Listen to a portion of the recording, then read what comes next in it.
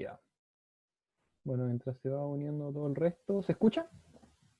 ¿Sí? ¿Me escucho? Se escucha, se escucha. Perfecto. Entonces ahora volvamos a la última parte. Y estáis grabando, ¿no es cierto? Yo, sí, está grabando. Sí, Sí, súper. me parece recording. Volvamos y ahora share screen. Share.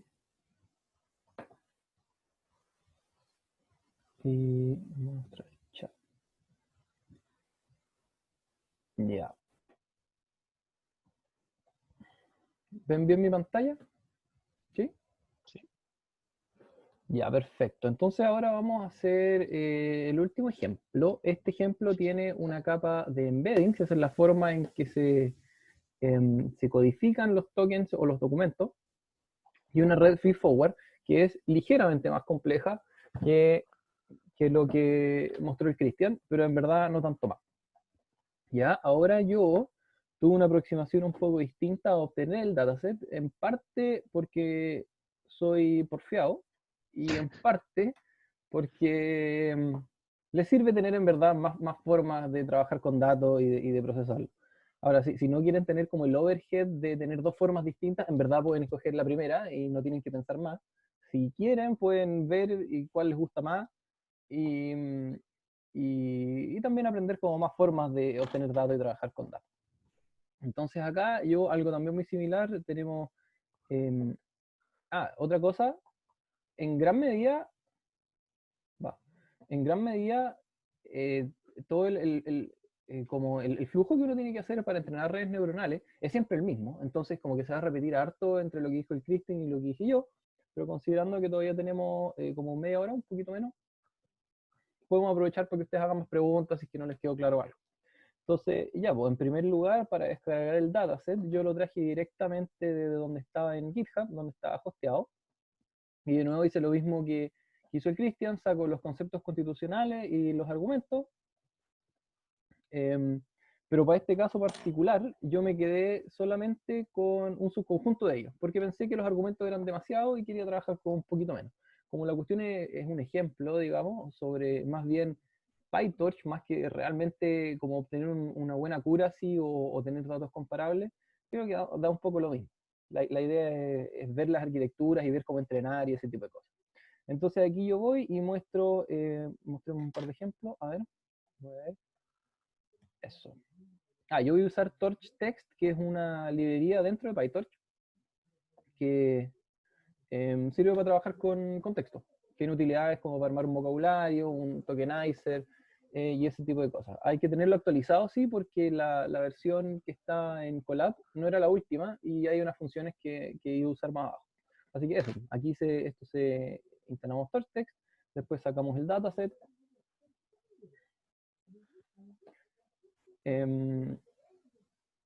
Ahí tenemos algunos ejemplos de, ¿cómo se llama? Concepto constitucional y el argumento. ¿Ya? Más o menos lo mismo que tiene el Cristian. Ahora, para convertir un documento, ¿cierto?, en un conjunto de, perdón, para convertir un documento en una lista de tokens, ¿cierto? Y después estos tokens pasarlos por una capa de embedding para tener los embeddings de cada uno de los tokens. Finalmente, representar un documento como alguna forma de agregación de estos embeddings. En este caso yo los voy a promediar, los podrían haber sumado o algo así. Nos tenemos que descargar de Spacy, un módulo, no sé si lo han visto antes, es una librería de Python que permite también trabajar con lenguaje natural. Nos tenemos que bajar la versión como el conjunto de datos en español que permite acceder al tokenizador en español. Lo descargamos también, que esto debería ser relativamente rápido. Y entonces después aquí viene la parte importante. En torchtextdata.utils existe un getTokenizer. Usamos esa función con Spacy y en español. Entonces ahora que tenemos el tokenizador podemos armarnos un vocabulario. Entonces recorremos todos los argumentos del dataset, los tokenizamos y usamos esta función que permite crear un vocabulario de TorchText. Un vocabulario en verdad es un diccionario gigante nomás en donde se puede acceder. Uno le pasa una palabra y te entrega y te entrega un número, o uno le pasa un número y te entrega la palabra correspondiente. Porque es importante notar que las redes neuronales trabajan con números nomás. Uno no le puede pasar un string a una red neuronal y que haga cosas. En algún momento uno tiene que transformar estos strings a un identificador numérico.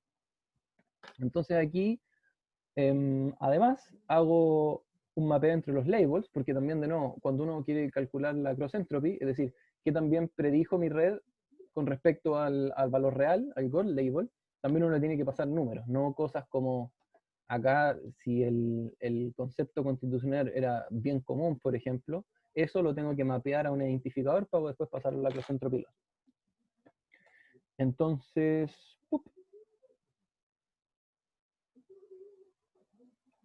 ya, perfecto. Y ahora que tengo un vocabulario, me voy a armar un dataset, pero este dataset va a ser traducido, digamos, desde los tokens voy a convertir los conceptos constitucionales en identificadores de estos conceptos, es decir, los labels ya como se los voy a pasar a mi red, y voy a convertir cada uno de los argumentos en una lista de tokens, pero de identificadores de cada token, ¿cierto? Entonces lo voy a convertir en un dataset tal cual como yo se lo pasaría a una red neuronal. Entonces, eso, aquí simplemente... entonces, ¿qué es lo que estoy haciendo acá? Usé la función random split también de los utils de Tor, de PyTorch, que nos permite tomar un dataset y hacer splits de training y de testing. En este caso es 80-20, lo mismo que hizo Cristian. Y claro, y entonces para cada uno de los splits tengo que realizar esta transformación de tomar el argumento, tokenizarlo, ¿cierto? Ir al vocabulario y obtener el identificador de cada uno de esos tokens, y además convertir el label original en el identificador del label. Eso lo hacemos a través del label map y de nuestro vocabulario. Perfecto, pues entonces después de esta operación, lo que me queda son, los elementos del dataset se ven de la siguiente forma: un label, pero un número, y un tensor, que es un tensor de una pura dimensión, que son cada uno de los tokens del documento. Perdón, del argumento. Eso. Entonces aquí, para recapitular hasta este punto, Gabriel, ¿sí? una consulta. ¿Qué hace el Dale. for item en split sin los dos puntos al lado? ¿A dónde? La línea 12. ¿Eso? ¿Sí? Ah, esto es una lista por comprensión. A ver si te puedo tirar un ejemplo de eso. ¿Te suena ese concepto, lista por comprensión? ¿No? Ah, ya sí, creo que te cacho. Es una Sí, sí. sintaxis para generar listas a partir de otras listas. Entonces, por ejemplo, si yo quiero hacer una lista de cuadrados, puedo hacer como item al cuadrado for item in range, no sé, 10. ¿Entiendes? Entonces, ¿qué es lo que hace esto? Genera una nueva lista a partir de esta lista de range 10, en donde para cada uno de los elementos de range 10 entrega el elemento al cuadrado. ¿Me entiendes? ¿No? Es como una forma de mapear, de hacer un map, no sé, como programación más funcional. Estoy mapeando a través de la función al cuadrado, pero este es como algo más idiomático de Python, es como en general lo que se utiliza para transformar una secuencia de datos en otra secuencia de datos, algo distinta. Entonces acá, conceptualmente, lo que estoy haciendo es que mi split, o sea, mi dataset original, son tuplas de strings, ¿cierto? Donde el primer string es el label, el segundo string es el argumento. Y yo quiero transformar el string al identificador del string, y quiero transformar el argumento a una lista de identificadores de tokens. ¿Entiendes? Entonces, en primer lugar, tengo que tokenizar el argumento, y después para cada uno de los tokens tengo que ir al vocabulario para encontrar el identificador del token. ¿Me cachai, no? Vale. Sí, sí, es que me confundí lo que está entre los paréntesis. Porque me imagino que eso que está entre paréntesis te genera una lista, ¿Cuál? ¿cierto? Hay caleta de paréntesis acá. Lo que está entre la línea 8 y la línea 11, y después tenemos la línea 12. Pum, entre la línea 8 y la línea 11. Si te fijas, Claro. cada ítem en split es una tupla de dos strings, Ujú. ¿cierto? ¿Estamos claros ya, no? Sí, sí. Porque una tupla de dos strings, el label y el argumento. Entonces, para cada uno de estos ítems, yo estoy retornando una nueva tupla. Pero ahora ya no va a ser el string, sino que va a ser el identificador del label y va a ser una lista de tokens. Ah, ese Esto es lo que paréntesis entre la línea 8 y 11 está mapeado por la línea 12, ¿no? esto es lo que retorna, ¿cachai? Como si yo aquí pusiera, es como si yo quiero Ah, ya, sí, ya te caché, buena, ya, sí, vale, gracias. ¿me entiendes o no? Ahora sí, gracias. Eso es el paréntesis de la tupla que estoy generando. Que todo esto está formateado así porque no me gusta que se alarguen tanto las cosas. Lo limito siempre a 79. Sí, ahora te entendí. Muchas Ya, gracias. perfecto. Entonces, ahora voy a borrar esta cosita. Seguimos para abajo. Em, ya, pues entonces ahora viene. Ah, sí, perdón, para recapitular. ¿Qué tenemos acá? A estas alturas tenemos dos datasets, uno de train y uno de validación, donde estos datasets ya están preparados para pasárselo a una red neuronal. ¿Por qué? Porque los labels son números, convertí los strings de labels a un número, y porque mapeé mi argumento a un tensor de identificadores de tokens. ¿Ya? Entonces esto está listo para pasárselo a la red. Por otro lado, también hice un vocabulario y también tengo una lista de labels y una lista para mapear de label a un identificador de label. ¿Ya? Eso es lo que tengo hasta ahora, lo que he hecho hasta ahora. Ahora lo que voy a hacer es definir mi arquitectura. Aquí no voy a instanciar el modelo, no voy a pasarle ningún dato, solamente voy a definir la arquitectura, absolutamente nada más. Entonces, para hacer esto, mi arquitectura necesito un tamaño de vocabulario porque yo voy a tener una capa de embeddings. La capa de embeddings, si ustedes se acuerdan, era como una tabla donde yo voy a recibir un token y voy a ir a buscar cuál es su representación como vector, ¿cierto? Entonces, esta tabla necesita tener el tamaño del vocabulario. Ese va a ser como una de las dimensiones de la tabla. Después también necesito la dimensión del embedding, es decir, yo puedo escoger cuál va a ser el largo del vector que representa cada token. ¿Cierto? Es decir, yo podría decir, pongámosle que tengo un vocabulario de 100, por ejemplo, y yo quiero que cada uno de mis tokens sea representados como vectores de largo 10, por ejemplo. Esto es lo que es el embedding. Después, la cantidad de clases, esto lo necesito porque es eh, el largo del vector final de salida, ¿cierto? En donde mi red va a tener que predecir una de las tantas clases, va a entregar una distribución de probabilidad sobre, sobre las clases. Esa distribución de probabilidad es un vector del largo de la cantidad de clases con numeritos en donde los valores mayores es en donde es más probable que sea esa clase. Y también, como le vamos a poner una capa intermedia, es una feed forward, tenemos que determinar cuántas neuronas existen en esa capa escondida. Ahora también, las...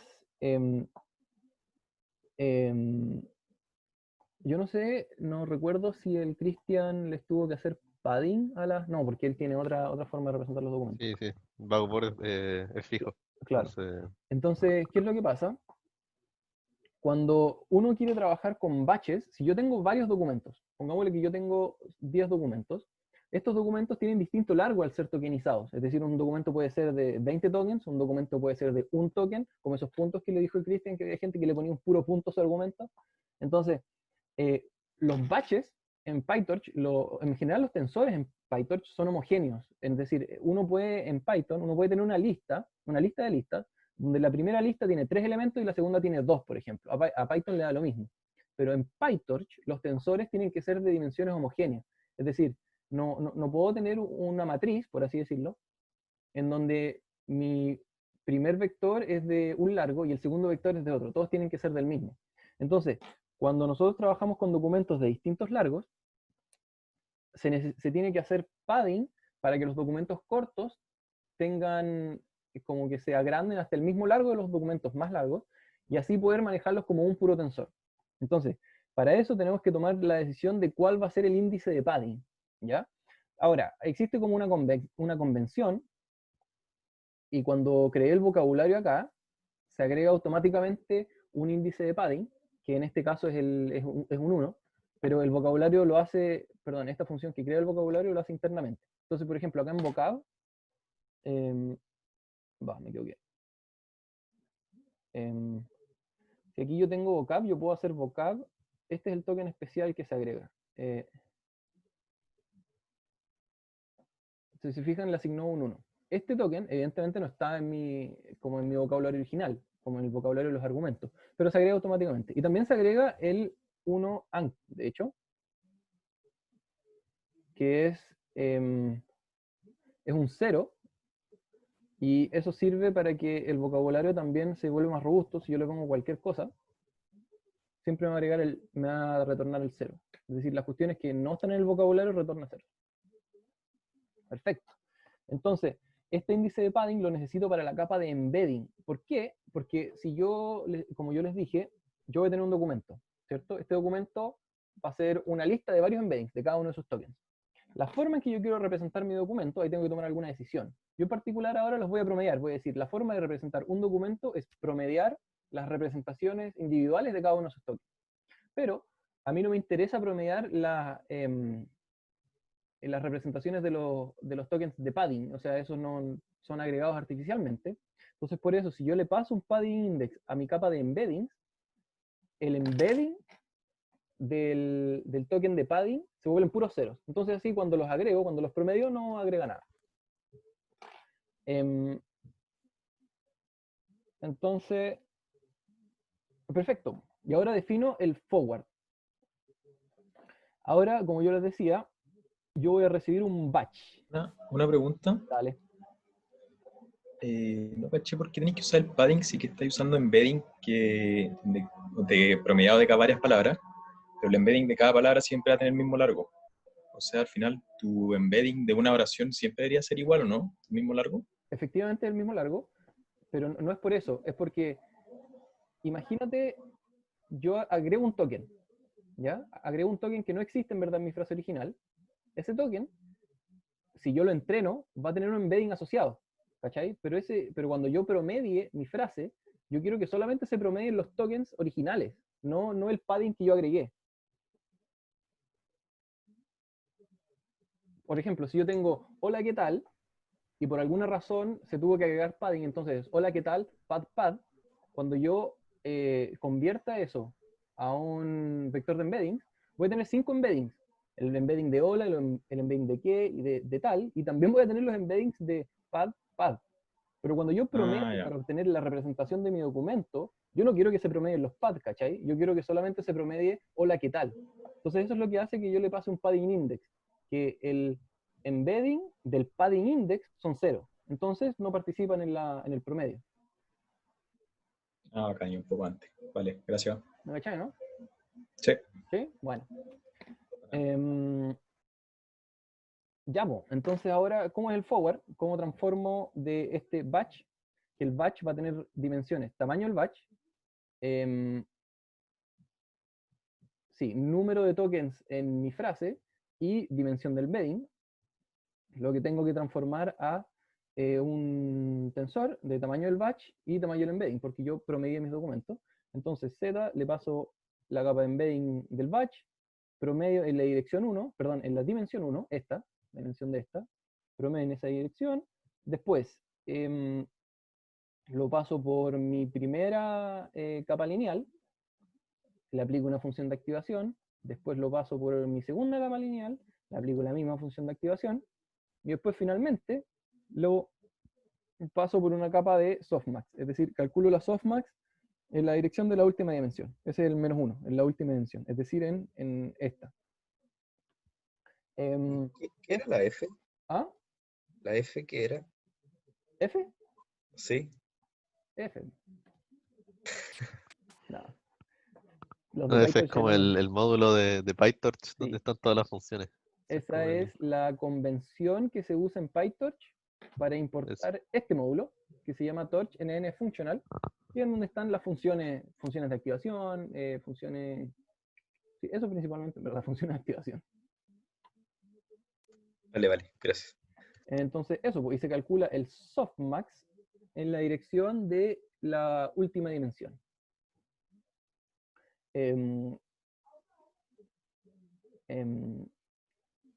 Eso. Entonces ahora ya tenemos nuestra arquitectura. Ahora nos falta definir otra cosa, que es esto, la función que va a ser usada, porque cuando lo que les decía el Cristian también, cuando uno le pasa un data loader, el data loader tiene que tomar un dataset y separarlo en batches. En este caso, pongámosle que un batch de 30, por ejemplo. Entonces, lo que pasa acá, lo que yo les decía, es que como los documentos no son del mismo largo, y los tensores sí tienen que ser del mismo largo, la forma en que se genera ese batch, yo le tengo que decir a PyTorch cómo quiero que uno pase de una lista de ejemplos a este tensor ya propiamente tal, al batch, ¿cierto? Entonces, para eso yo tengo que agregarle padding. Y eso es lo que estoy haciendo acá. Ahora, esto es un trucazo de Python, que por ahora lo voy a dejar de tarea. Eh, pero aquí ustedes me tienen que creer que aquí lo que estoy haciendo es agregarle padding. Si tengo, no sé, 5 listas de largos variables y la lista más larga es de 10, esto alarga todas las listas hasta largo 10 y en los valores que faltan les agrega este token que le agrego acá. El fill value es vocab en pad, ¿sí? Que lo mostré un poco arriba sobre que era en verdad el número 1. Ya, pues entonces tenemos esta función. Esta es la función que genera batches. Genera un batch, como un tensor bien armado, a partir de una lista de ejemplos. Ahora, ¿El los batches... asterisco hace algo? Ah, ¿El asterisco hace algo? el asterisco hace la magia, pero esa es la tarea. Ah, vale, vale. Pucha, ya. No, pero ya, voy a decir qué hace porque es como tan chanta. El asterisco es la forma en que se desempacan tuplas en Python. Entonces, si yo tengo, por ejemplo, si yo tengo una función, pongámosle que def fun a, b, return a más b, y yo tengo una lista que es 2,3, yo no puedo hacer fun de L, ¿cierto? Porque dice, ¿qué onda? No, me falta un argumento. Pero ahí yo tengo como justo la cantidad de argumentos, entonces yo le puedo poner un asterisco al principio y lo que hace es desempaca la lista y hace la suma. Entonces aquí es eso, digamos. Esto es una lista y zip-longest recibe varias cosas, no una lista, sino que varias cosas. Entonces estoy desempacando los elementos de esta lista y pasándoselos como argumento de zip-longest. Y de nuevo lo mismo, zip-longest retorna una lista de listas y se la estoy pasando a zip, la estoy desempacando para pasársela a zip. Pero Dale. eso, hay harta forma de generar el mismo comportamiento, de hacer padding, pero esta era la que me salió más compacta. Me pueden preguntar después, porque esto requiere una explicación un poco más larga. Ahora, el batch, algo importante, si se fijan, nuestro dataset son tuplas. Son tuplas que son el label y un tensor del argumento.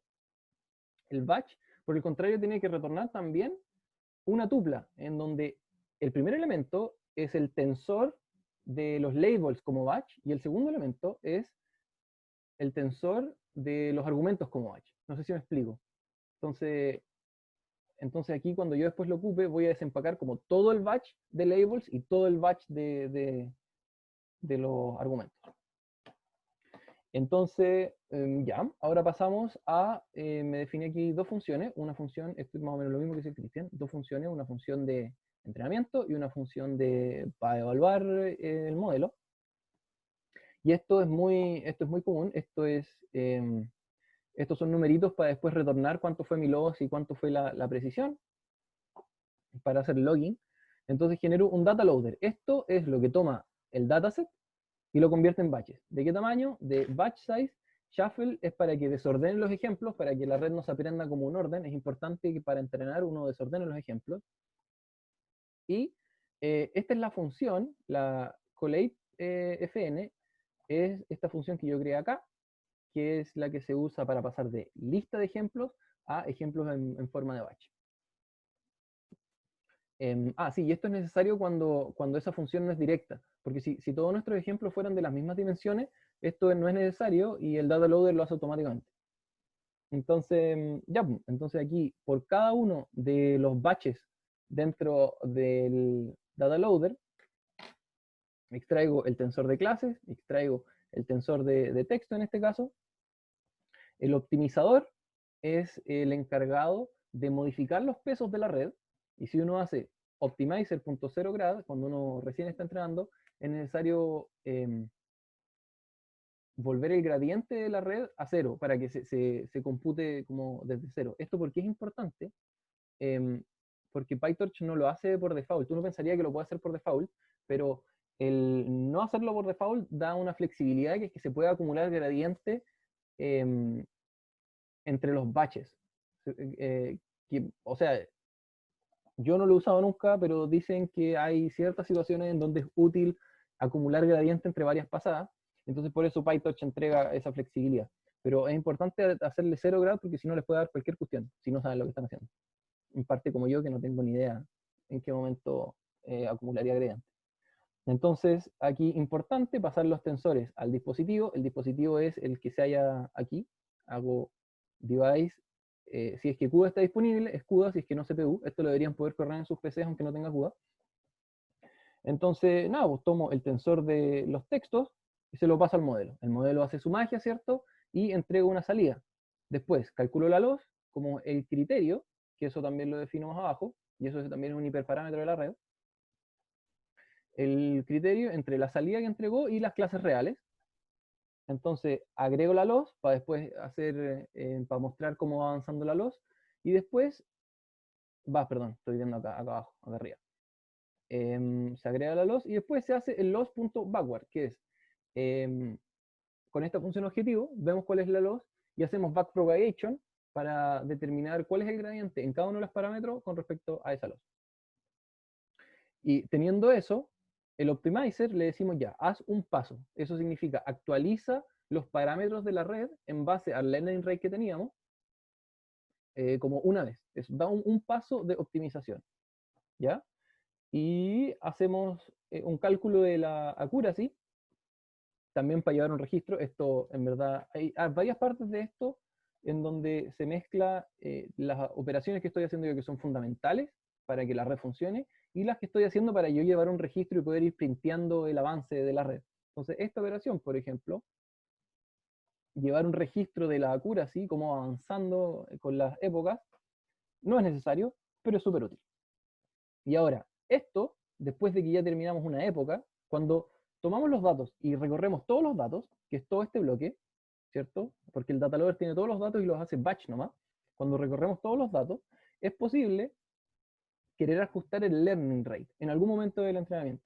Eso es lo que hace el scheduler. El optimizer es lo que modifica los parámetros de la red, pero puede ser que yo después de una época quiera modificar el learning rate, por ejemplo. Entonces, muchas veces es útil que el learning rate parta alto, es decir, en un principio se mueva caleta, pero a medida que yo voy avanzando en las épocas, yo me voy acercando a un mínimo, quiero que ya no se mueva tanto, entonces quiero ir disminuyendo ese learning rate. Eso es lo que hace el scheduler. ¿Ya? Y retorno, nada, pues, un promedio de la loss y un promedio de la accuracy. Test hace en verdad exactamente lo mismo, solamente que si se fijan, usa, por aquí algo, usa torch no grad. Eso significa que no va a registrar, no va a generar este árbol de cómputo que yo les decía, y no se va a poder hacer backpropagation de la loss.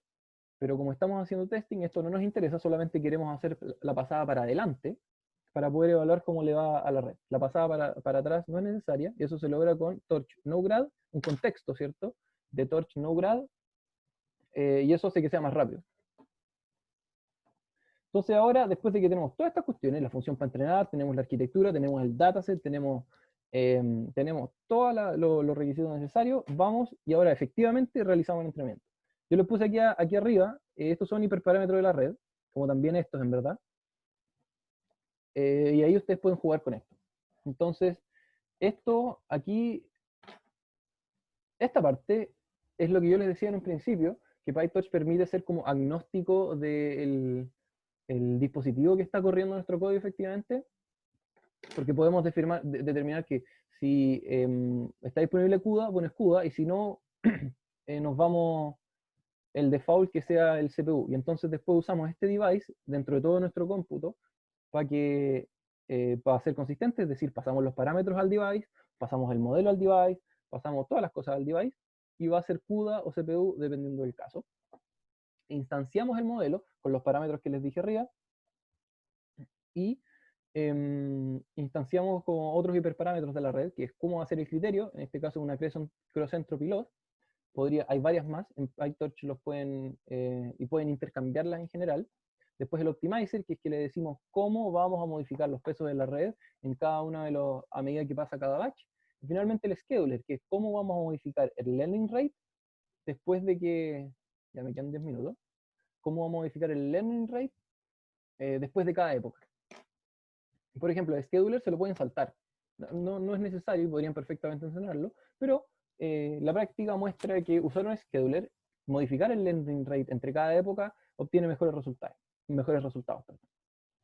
Y entonces aquí, nada, finalmente por cada época, que definimos que eran 5 épocas, entrenamos, obtenemos el train, la loss y la accuracy, testeamos, vemos cuánto tiempo se demora cada época y hacemos un logging de...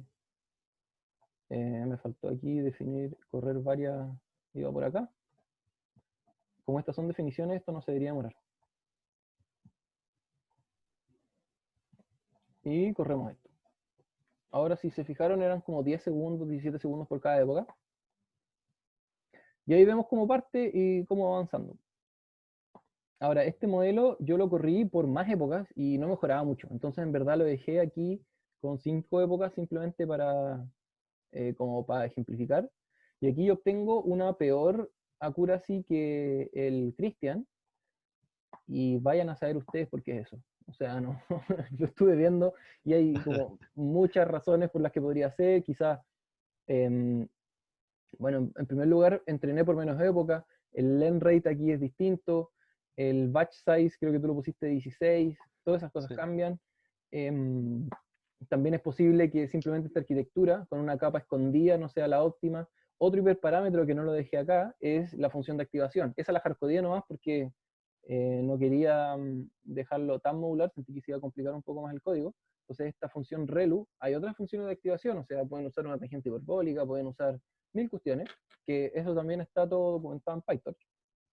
Todos esos hiperparámetros se pueden mover y nada, pues todos esos afectan, hay algunos que afectan caleta al desempeño de la red, entonces por eso es todo un arte determinar los hiperparámetros correctos y entender por qué hay veces que ciertos modelos se comportan peor que otros.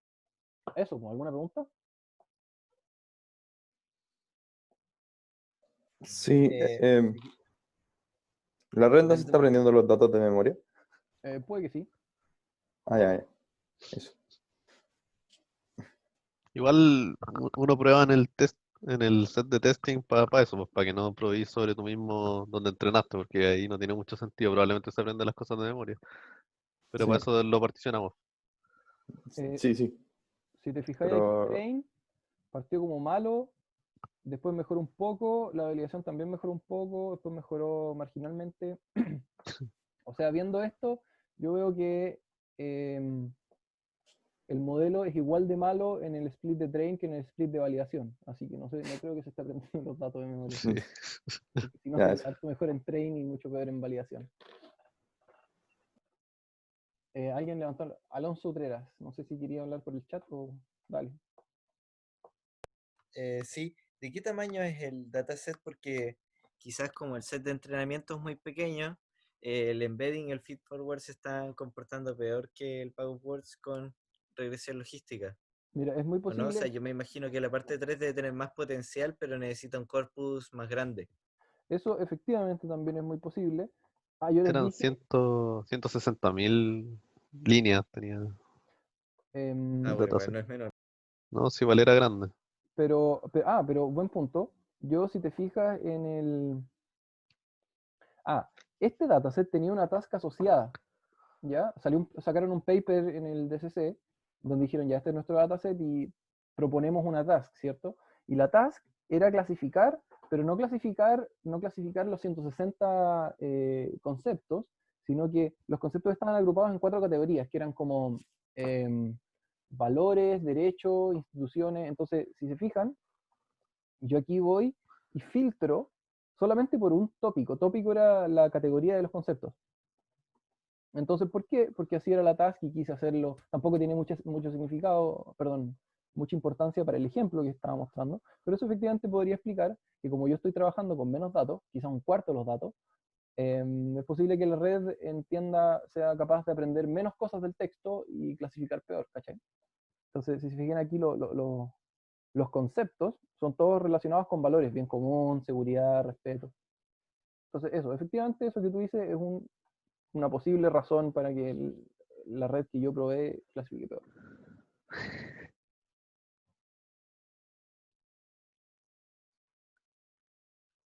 ¿Más preguntas? Sí, yo tengo otra. Como que en verdad toda la magia ocurre como en la arquitectura de la red, ¿o no? Como que lo demás es como bien estándar, ¿o no? Sí, sí, todo el resto es súper estándar. Digamos, esta parte, donde aquí yo podría diseñar otra arquitectura y obtener valores diametralmente distintos solamente porque cambié la arquitectura, efectivamente. Ya. Ok, perfecto. Sí, el flujo en general es muy similar, es obtener tus datos, transformarlos de alguna forma para poder pasárselos a tu red, tener alguna arquitectura de red, instanciarla y pasarle caleta de datos por batch. Ya, perfecto.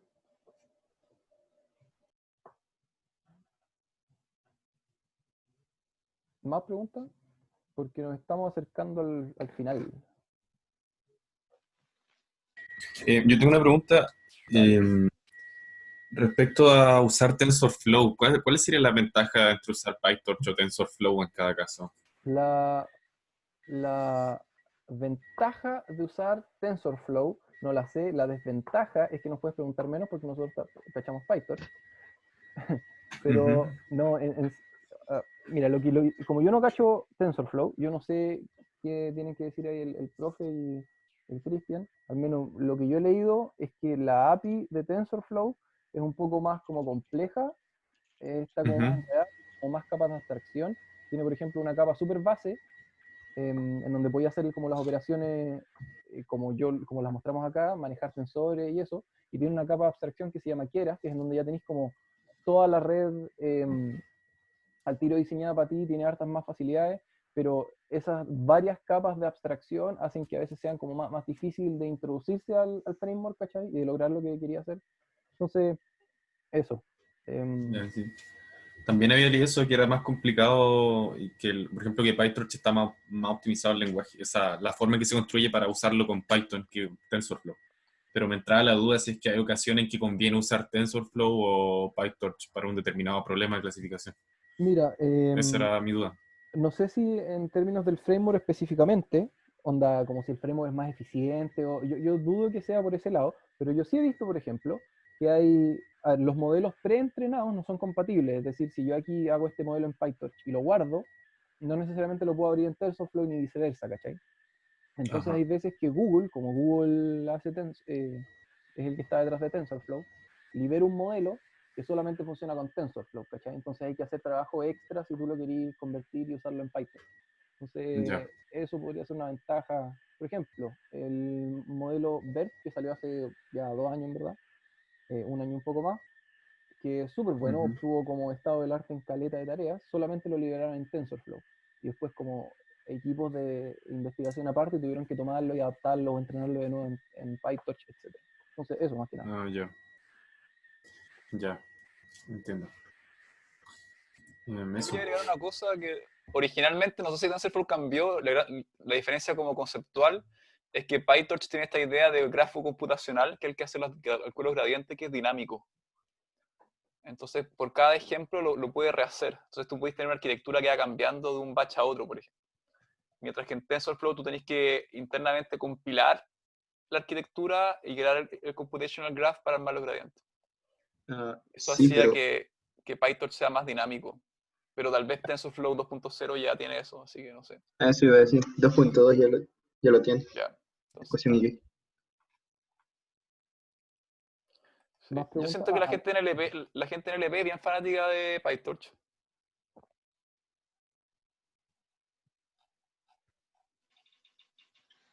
¿Más preguntas? Alonso Trera me parece que tenía otra pregunta.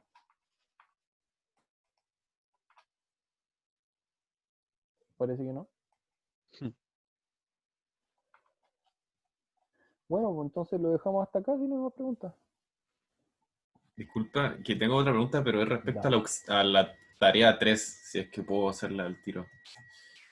La mini tarea 3, sí. Eso, sí, la mini tarea 3. Sí, supongo. Estamos acá. Es que no me quedó muy claro cómo quieren que dejemos el dataset, que tiene que ser embedding sentimiento,